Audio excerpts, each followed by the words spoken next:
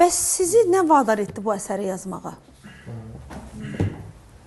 Kim vadar etdi, nə vadar etdi? Əsəri yazmağa məni vadar edən təxminən 7-8 il bundan əvvəl mən günlərin bir günü bəzi insanların müəyyən oyunlar oynadığını gördüm.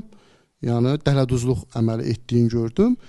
Mən gördüm ki, çox mükəmməl şəkildə bunu oynayırlar, bu oyunu. Çox, yəni strategiya ilə, bəlkə də yəni çox adam bu oyunun qurbanı olmuşdur.